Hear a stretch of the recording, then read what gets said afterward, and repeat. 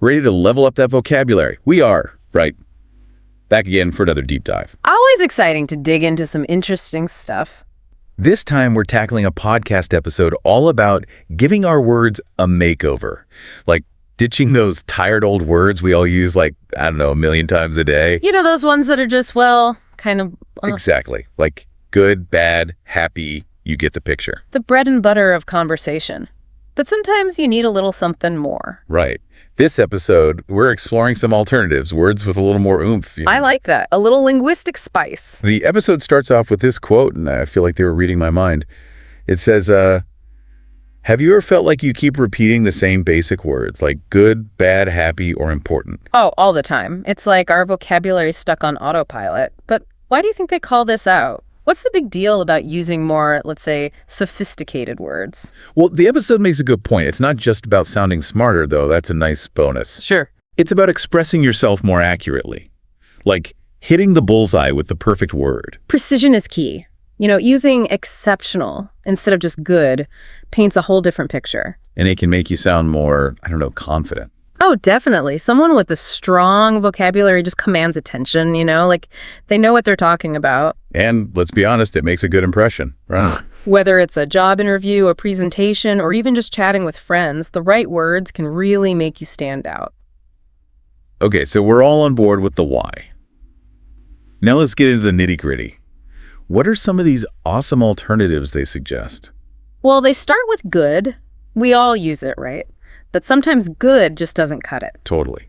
Like, what if you're trying to describe something truly amazing? Good just falls flat. The episode suggests exceptional as a step up. Not just good, but way above average. Exceptional. I like the sound of that. They give this example. The service at the restaurant was exceptional. Oh, I can totally see that. But, and maybe I'm nitpicking here, don't you think people sometimes overuse exceptional? Interesting point. Like when something is just, well, pretty good, but not mind-blowing. Yeah, exactly. And then it loses its power, right? Absolutely. Exceptional should be reserved for those truly remarkable instances, those that leave a lasting impression. Got it. Save it for the special stuff. What about remarkable? I feel like that one gets thrown around a lot too. Remarkable definitely has a certain energy to it. It implies something unusual, worthy of attention. True. It's not just good, it's something that makes you take notice, like, wow, that's cool. The episode uses the example, she did a remarkable job on the project. Makes sense. But I wonder, how would you say remarkable is different from outstanding? They seem pretty similar to me. Yeah, that's a good question. I sometimes get those two mixed up. While both definitely convey a sense of excellence, outstanding has this stronger sense of distinction. Distinction, like standing out from the crowd. Exactly. Exceeding expectations in a way that demands recognition. Like you can't ignore it. Ooh, I see the difference now. So an outstanding performance is one that's not just good, it's memorable. Precisely.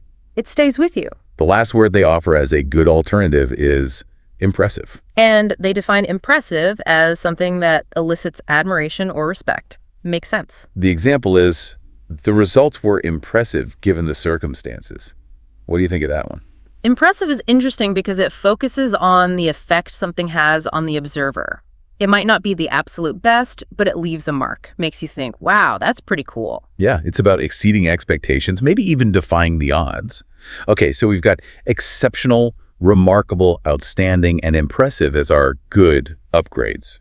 I'm already feeling more eloquent. Me too. It's amazing how just swapping out a word can completely change the vibe. Totally. Okay, ready to tackle bad. Bring on the negativity. The first alternative is, well, intense. Are you ready for this? Hit me with it. Atrocious. Whoa. That's not just bad. That's seriously bad. Like way beyond meh. The podcast doesn't hold back. They use the example.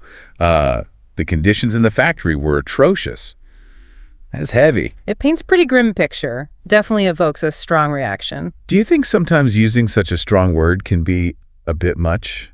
Especially if you're trying to get someone on your side, you know? Good point.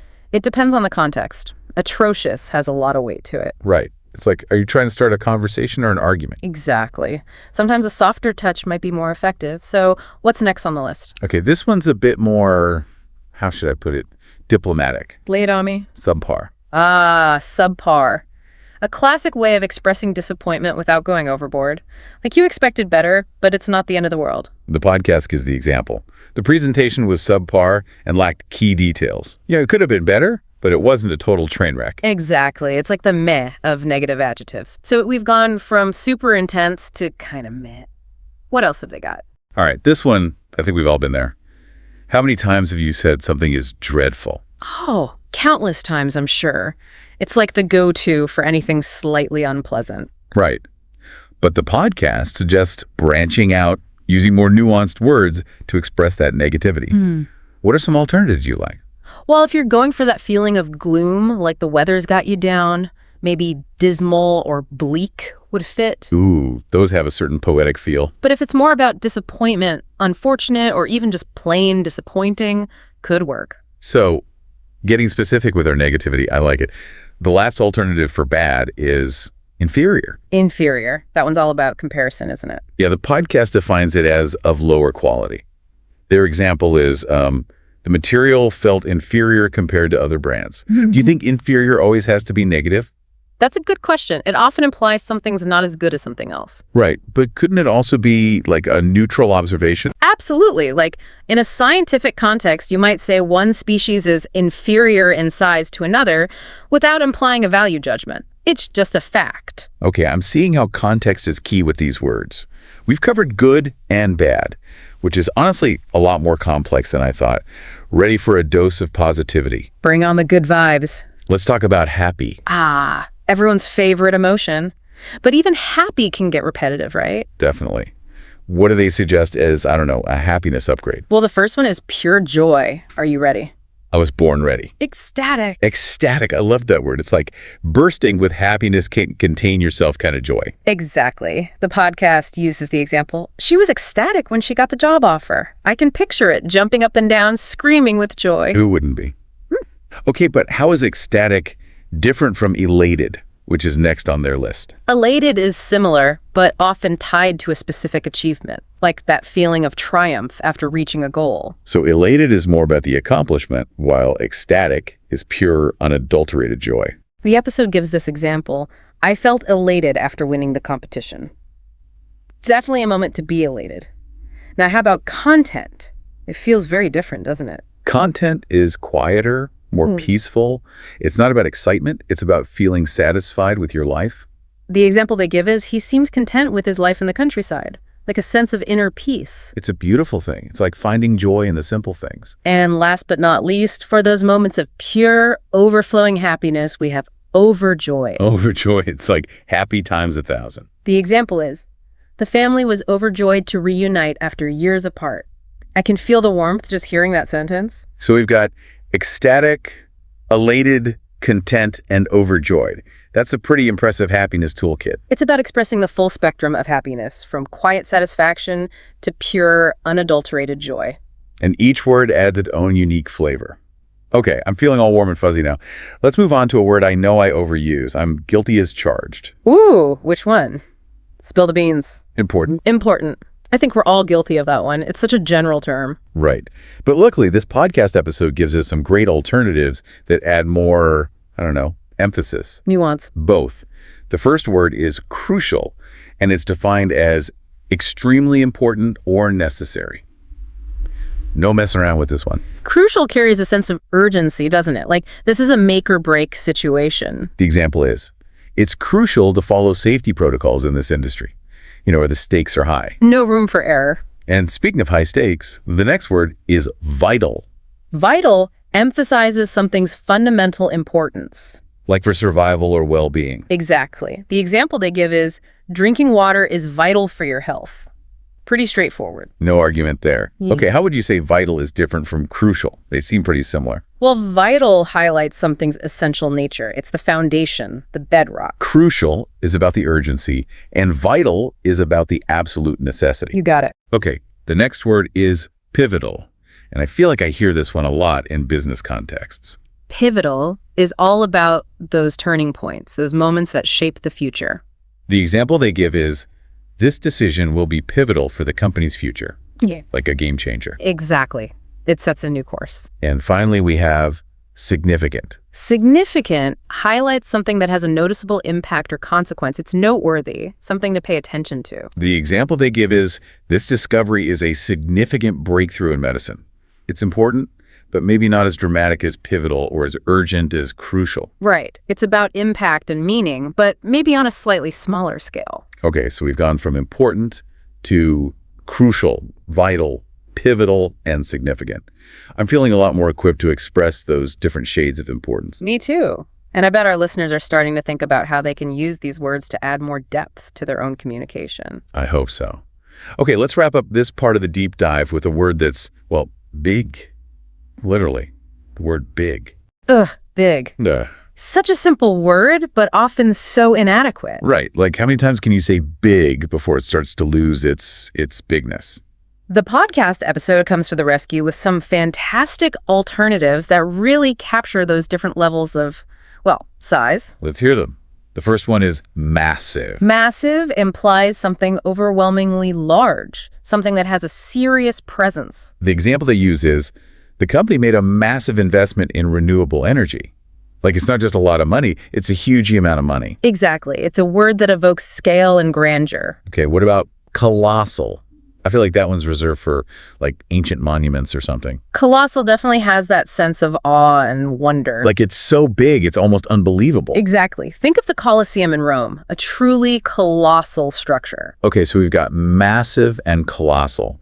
Now, how about immense? Immense can refer to physical size, but also intensity of feeling. It suggests something boundless, almost immeasurable. The example they give is, she felt immense relief after hearing the good news. So it's like huge, but with an emotional component. Exactly. It's like you're being swept away by the vastness of it all. Wow, that's a good one. And finally, they have enormous. Enormous emphasizes the sheer scale or magnitude of something. The example is, the project required an enormous amount of effort. So it's about quantity as well as size. Absolutely. It's like, this is big in every sense of the word. Okay, so we've got massive, colossal, immense, and enormous. 4 fantastic alternatives, too big, each with its own unique flavor. I feel like my vocabulary just expanded exponentially. Mine too. It's like we've been given a whole new set of tools for describing the world around us. But the question is, how do we actually go from admiring these words to actually using them in our everyday lives? That's a great question. I'm glad you asked it. Because, what's the point of having all these amazing words if we're just going to keep them locked away in our mental dictionaries? Exactly. So in the next part of our deep dive, we're going to explore some practical tips on how to put these words into practice and make them a part of our active vocabulary. Stay tuned. All right, so we've got all these fancy new words, but, it's one thing to know the definitions. It's another thing entirely to actually, use them. You're telling me it's like having all the ingredients for a gourmet meal, but no cooking skills. Exactly. So how do we go from word hoarders to, eloquent speakers? Well, the podcast episode we're deep diving into has some pretty good tips, and I gotta say they're pretty practical. Oh, good. I'm all about actionable advice. Hit me with it. First up, a classic technique. Use the words in sentences. Makes sense. Actually write them down. Yeah. They recommend writing at least 3 sentences for each new word. Really get a feel for how it works in different contexts. I can see that. It's like taking those words for a test drive, Yeah. Seeing how they handle on the road. And don't just stick to, textbook sentences. Get creative. Try using immense in a casual conversation. Ooh, I like that. See how crucial sounds in a persuasive email. It's all about getting comfortable with those words. So we're writing sentences. What else? Next, and maybe this sounds a little silly, Oh, I'm all about silly. record yourself saying the words out loud. Wait, really? Trust me on this one. It helps you confront any pronunciation hurdles, and it gets you comfortable actually saying the words, not just reading them in your head. Oh, I see what you mean. Because sometimes, I think I know how to say a word. Right. But then when I try to say it out loud, it all goes wrong. Happens to the best of us. But the more you practice, the smoother it becomes. And there's just something about hearing yourself say it with confidence. Like you own it. Exactly. That word is now part of your vocabulary arsenal. So we've written sentences, we've practiced our pronunciation. Now what? Time to unleash these words on the world. That's right. The podcast encourages listeners to actively start replacing those basic overused words with these new gems we've been discussing. Okay, so instead of saying that movie was good, I could say that movie was outstanding. Exactly. Or instead of that traffic was bad, that traffic was atrocious. Okay, I'm seeing the difference. It's like swapping out instant coffee for a gourmet espresso. Same caffeine kick, but a whole new level of sophistication. But, and this is important, there's a fine line between sounding sophisticated and sounding, well, pretentious. Oh yeah, I don't want to sound like I'm, trying too hard. Nobody wants that. It's all about authenticity, finding the right word for the right situation. So don't force it. If it feels unnatural, it probably is. Got it. Stay true to yourself, even with your fancy new vocabulary. What's the last tip? This one's all about context, contextual learning. Ooh, I like the sound of that. The podcast suggests looking for these words in the wild. Articles, books, podcasts. Pay attention to how they're being used by, the pros. Oh, I see what you mean. It's like learning by osmosis. Just absorb it all. Exactly. And the more you see it, the more comfortable you'll become using it yourself. So it's about becoming a student of language, always observing, always absorbing. And then those new words will just naturally become part of your own vocabulary. That's the goal. It's not just about memorizing definitions. It's about developing a deeper appreciation for the art of language. Yeah, it's like, language is more than just words. It's a tool for expression, for connection, for, making sense of the world. Beautifully said. And the more tools we have in our language toolbox, the more effectively we can express ourselves, connect with others, and, make our mark on the world. Okay, so we've got a solid plan for putting those new words into action. But before we jump into the final part of our deep dive, I want to zoom out for a second. Zoom out? What do you mean? Look at the bigger picture. Yeah. We've been talking about individual words, but this is about more than just, memorizing synonyms. I see what you mean. It's about developing a deeper awareness of language itself. Exactly. We're not just learning new words. We're recalibrating our brains to see the nuances, the subtleties. It's like we're suddenly aware of all these colors we never even knew existed. And that brings us to a really important question, and maybe this is something our listeners can ponder. How can understanding these subtle differences between words make us better communicators? Ooh, good one. Because it's not just about sounding smarter, it's about actually connecting with people, making an impact. Right. So before we move on, think about that. How can a single word change the way you express yourself, the way people perceive you, the way your message is received? It's a lot of power packed into those little things we call words. And in the final part of our deep dive, we'll explore how to wield that power effectively. Welcome back to our vocabulary adventure. It's amazing how just a few word swaps can really make a difference. I know, right? It's like giving our language a makeover. Totally. Yeah. So as we wrap up this deep dive, what would you say is the biggest takeaway? That's a good question. For me, it's realizing that language is, it's a tool. A tool. Yeah, a powerful instrument. We can use it to shape our thoughts, influence others, really make an impact. I like that. It's not just about sounding smart. It's about using language strategically. Exactly. And just like any tool, the more skilled we become, the better the results. So it's a skill we can develop, practice and get better at. Absolutely. And the cool thing is, it's a journey that never really ends. There are always new words to discover, new ways to express ourselves. Exactly. Like a lifelong pursuit. Which makes me think back to that question we posed earlier. About how understanding those subtle differences between words can empower us to communicate better. Yeah, that one. It's more than just sounding impressive. It's about connection, clarity, making our message hit the mark. It's about moving beyond just conveying information. It's about crafting a message that resonates, that inspires, that maybe even, changes someone's perspective. That's powerful stuff. Yeah. So how do we actually do that? Well, it starts with being mindful, I think. Paying attention to the words we choose, considering their impact. And not being afraid to experiment. Trying out those new words, seeing how they feel. Exactly. Push those boundaries, step out of that comfort zone. Embrace the power of language. Beautifully said. And who knows? Maybe we'll inspire some future wordsmiths out there. That would be awesome. So, to all our listeners, keep exploring, keep learning, and keep playing with language. Who knows what amazing things you might create. And until next time, happy wordsmithing, everyone.